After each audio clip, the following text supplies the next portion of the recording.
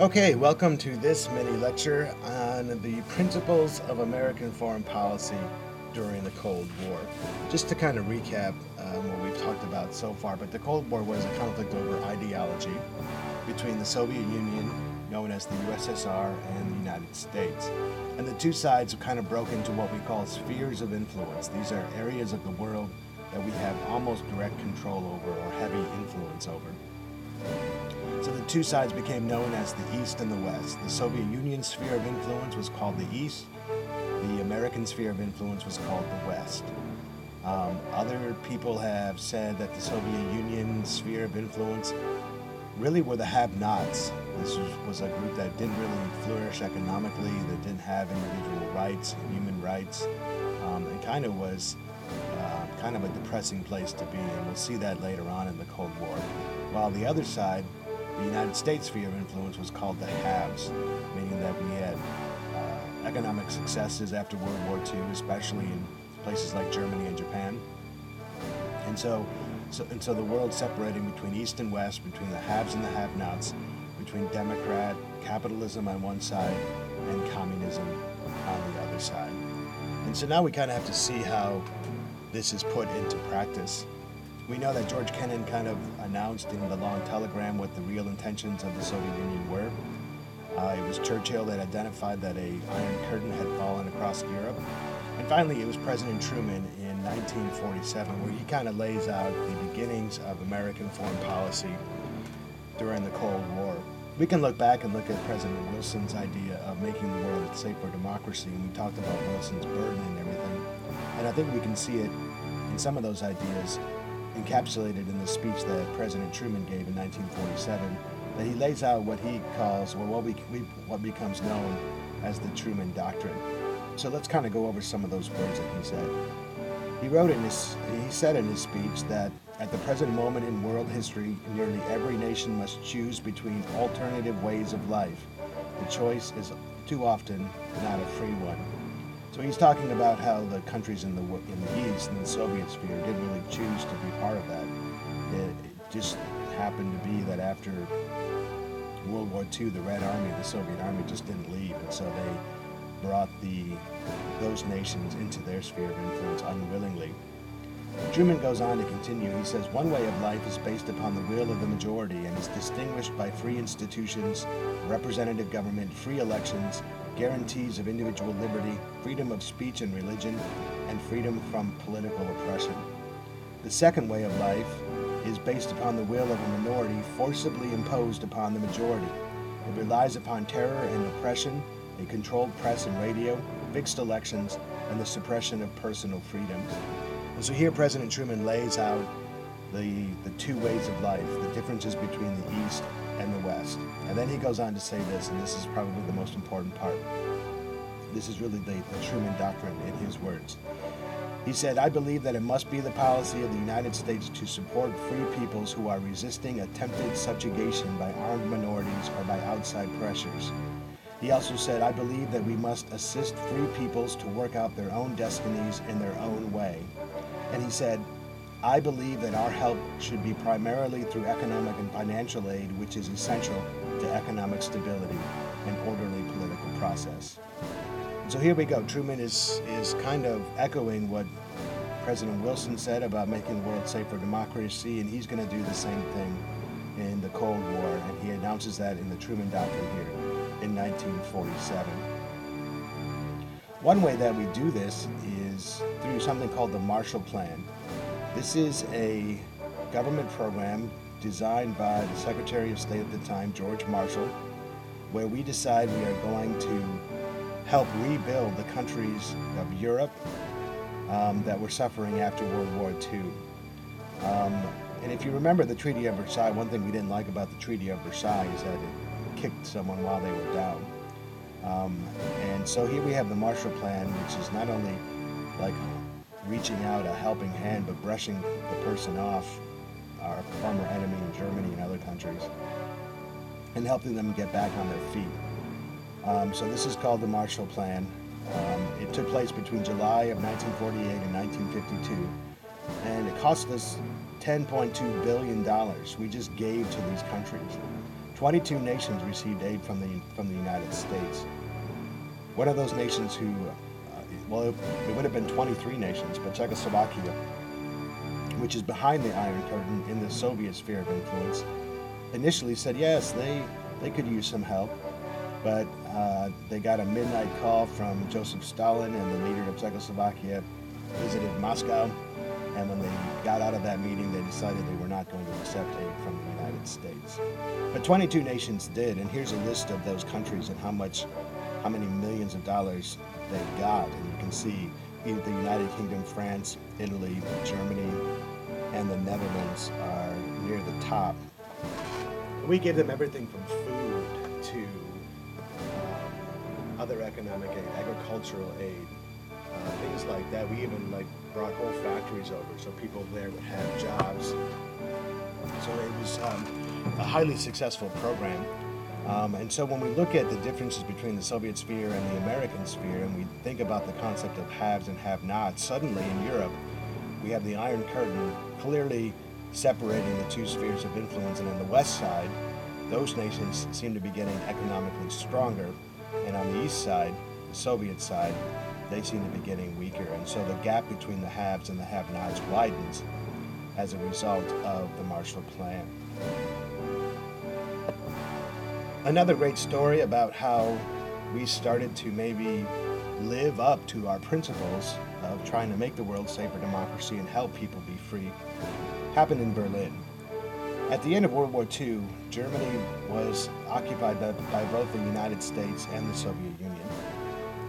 And after the war, we decided to split Germany up into 4 parts. So the Soviets had a section, the United States had a section, the French had a section, the British had a section, and we decided, the Allies, our side, that we were going to unite our 3. So the American zone, the French zone, and the British zone all joined into one country. And the Soviet Union said, no, we are not going to do that. And so suddenly 2 countries were created, a West Germany and an East Germany. The Soviets had control over East Germany, we had control over West Germany. Now after World War II, we did the same thing to the city of Berlin. So it was split into 4 sections, and the 3 allies, the Americans, British, and French, decided to join their parts of the city together and form a city called West Berlin. And there was a city called East Berlin as well that the Soviets controlled. But if you look at this map, you'll see that West Berlin, our city, which is in our sphere of influence, was behind the Iron Curtain in the country of East Germany that the Soviets controlled. And Stalin decided one day that he did not want us there. And so he cut off the city of West Berlin in 1948. We were stuck with a problem. Should we live up to our principles and try to help West Berlin, or should we just let it go? One of the ideas that was floated by the military people in West Germany was that we just line up a bunch of trunks, some trucks, and some tanks, and just roll through East Germany until we got to West Berlin. Luckily, that was decided not a good idea, and we started instead what became known as the Berlin Airlift. And so between the 25th of June in 1948 and August 1st, 1949, we flew planes into West Berlin to bring food, to bring coal for energy, to bring supplies, anything that the people of West Berlin needed, we decided to bring. This becomes known as the Berlin Airlift, and I think is a great example of the United States living up to the principles of the Truman Doctrine and what American foreign policy should be all about. Totally, there were over 2 million tons of supplies brought into Berlin over the course of the Berlin Airlift. Over 200,000 total flights of supply planes flying into West Berlin. And we figured that was like one plane every few seconds landed in West Berlin with supplies. And this really turned the people, the attitude of the people of West Berlin in our favor. They thought to themselves, the United States did such a good job bombing us with their planes during World War II. It made sense that they could bring us supplies, and so we did. And there were many stories of kids in West Berlin who just a few years before, when they'd go out and play and they'd pretend they were Nazi soldiers or whatever, fighting the Americans and the British and the French. But now, these German kids in Berlin were pretending and playing out in the yard that they were American pilots bringing us supplies. And so you can see a quick change occurred in the attitudes of the Germans because of the Berlin airlift and because of the Marshall Plan. So those are good ideas and counter arguments to things like the Treaty of Versailles, and I think are good examples of the United States actually living up to the principles that they set forth in things like the Truman Doctrine. So after World War II, we set up an apparatus that we had never created before in world history. And by us, I mean the United States. We create these organizations like the CIA, the Central Intelligence Agency, to both spy on our enemies, but also do like secret work in assistance of our allies. We create organizations like NATO, which stands for the North Atlantic Treaty Organization. And this is really all of Western Europe joins NATO, and we promise to protect them through NATO. And we create other ones too later on for places like Australia and New Zealand and for Japan and those places. So these are defense alliances that tell the rest of the world that an attack on any member of NATO or CETO or any of these other defense treaties is really a direct attack on the United States. And then, of course, things like the Marshall Plan and other economic aid that we ship around the world to help bring other countries over to our sphere. After World War II, we committed to protect 47 nations, and we did that by establishing 675 military bases overseas, and we send about 1 million troops to those overseas bases. And again, if you remember, after World War I, we kind of went back to our isolationist policies and went back home and just let the rest of the world go on. But after World War II, we don't do that. And we call this the new American engagement in the world, where we're now protecting other nations and we have troops overseas and sending economic aid all over the place.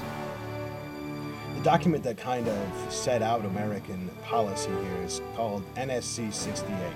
NSC stands for National Security Council Document 68. And what do we say in NS 68, which again is really the blueprint of what American foreign policy is going to be about in the Cold War? Well, we say these things. First of all, we say we're going to place the maximum strain on the Soviet Union structure of power to help kind of break them and weaken them. We say we're going to strengthen the orientation towards the United States of non-Soviet nations. So we're going to try to convince other nations around the world to join our side. How are we going to do that? Well, we're going to maximize our economic potential. And so if we can create a strong economy that leads to higher standards of living, we hope we can bring people onto our side. But as well, we also create what we call a flexible response to our enemies. And we will be ready with traditional military forces like tanks and troops and planes and things like that, but we will be flexible enough that we may be able to, and we will plan to use our nuclear strategy as well, because again, if you remember, we are the only nation in the world to have nuclear weapons at this time. So it's NSC 68, and those are our principles. Maximize the strain on the Soviets, strengthen our orientation, or strengthen the orientation of other countries towards the United States by maximizing ours and their economic potential, and developing a flexible response militarily towards our enemies. Now, all that changed, though, on September 3rd, 1949. What happened on September 3rd, 1949? This. The Soviet Union explodes their first atomic bomb. So they tested their first bomb in 1949, and we kind of knew that they were going to get it sometime, but we didn't know it'd take this short a time. And the reason why they got it so quickly was because of communist spies in the United States smuggling secrets to the Soviet Union. Two of those spies were Julius and Ethel Rosenberg, who they were caught and tried and put to death. Here's a picture of them. It's kind of a sad story, but when they electrocuted Julius, it was no problem. When they electrocuted Ethel, she caught on fire and died a painful death. And the whole world knew about this, and we knew about it, and it was a media sensation that we caught these spies. But when the Soviet Union explodes their first atomic bomb, it kind of scares us. And that idea of fear that we talked about, here started to rise, the fear of the Soviet Union and what they could do to us. Another thing that changed things in 1949 was the end of the Chinese Civil War. The Chinese Civil War had been going on since 1944, since really the end of World War II. And it was between two sides, obviously. There was the nationalist side that we supported, and their leader was a man named Chiang Kai-shek. And then there was the communists, who obviously got support from the Soviet Union, and their leader was a man named Mao Zedong. In 1949, that war ended with the communists winning and Chiang Kai-shek fleeing to the island of Formosa, or what we call Taiwan today. So we have our Chinese leader in Formosa and the rest of China being ruled by the communist Mao Zedong. And suddenly, people were wondering, what about this policy of containment? If you remember from earlier in our lectures, we had a policy to contain the expansion of communism and the Soviet Union's influence. But now, with the Chinese Civil War ended and Mao Zedong, the communists taking over in the most populated nation in the world, suddenly people began to question our policy of containment and if we're doing enough to stop the spread of communism. There was a very important question that people began to ask, and that question was, who lost China? They were trying to find a blame, like who let the most populous country in the world go to communism. It was in complete violation of NSC 68, in complete violation of the policy of containment. And so everyone kind of pointed at President Truman, like, dude, you haven't done enough to stop the expansion of communism. And that leads us to the famous Perimeter Speech of 1950. This was a speech given by the Secretary of State of the United States. His name is Dean Acheson. And it becomes known as the Perimeter Speech because what Dean Acheson was going to do was clearly outline the perimeter of the American sphere of influence, to announce to the world, basically, where our concerns were and what nations were important to us. And he mentioned places like Western Europe, and he mentioned Japan, and Okinawa, and the Philippines, and the Aleutian Islands, which are those islands in Alaska that kind of jut out. And he said all of those places are inside the American sphere of influence and will be defended. Two places that he didn't really talk about were Formosa, which is where, again, Chiang Kai-shek, our side of the Chinese Civil War, had fled to, the losing side. And he didn't talk at all about South Korea. So this might be a problem later on. So hopefully we have outlined for you the principles of American foreign policy and ways that we started to live up to them. Your assignment for this module is simply to be able to define or to gather and identify evidence.